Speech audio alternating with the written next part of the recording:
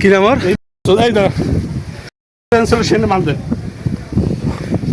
আছে যেটা জিনিসটা পাইছি আমরা, অস্ত্রটা, এটা তো মিথ্যার এখানে আপনি দেখছেন।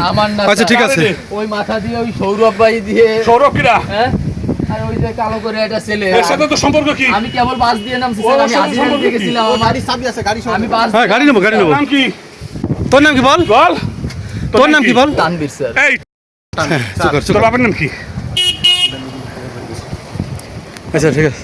এই থানার যে একটি আভিযানিক দল, তারা আজকে 2টা 35 আনুমানিক সময়, এই সময় হরিণটানা গেট, এই গেটে এখানে একটি অভিযান পরিচালনা করে।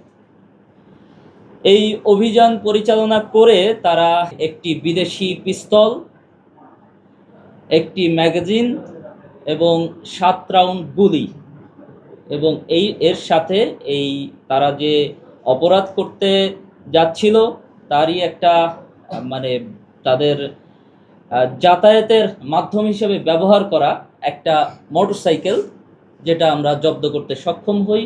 এবং এই পিস্তল উদ্ধার করা হয়েছে 2 জন ব্যক্তির কাছ থেকে। সেই 2 জন ব্যক্তিকে আমরা গ্রেপ্তার করতে সক্ষম হই, যার ভিতরে একজন হচ্ছে তরিকুল ইসলাম তানভীর, যার বয়স 25, যিনি এখন পর্যন্ত আমার জানা মতে 60টি মামলার আসামি, যার ভিতরে একটা মার্ডার কেস আছে। এছাড়া মোহাম্মদ কামাল হোসেন, যার বয়স 33, তিনিও একটি মাদক মামলার আসামি। তো এই 2 জনকে আমরা গ্রেপ্তার করেছি এবং তাদের পরবর্তী যে আইনি প্রক্রিয়া এটা চলমান আছে।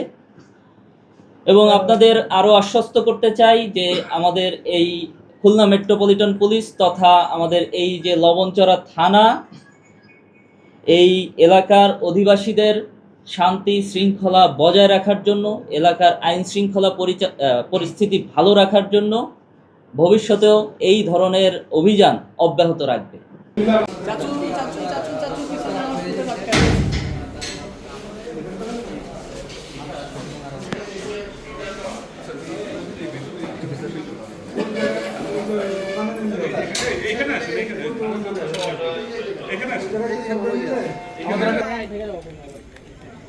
ভাই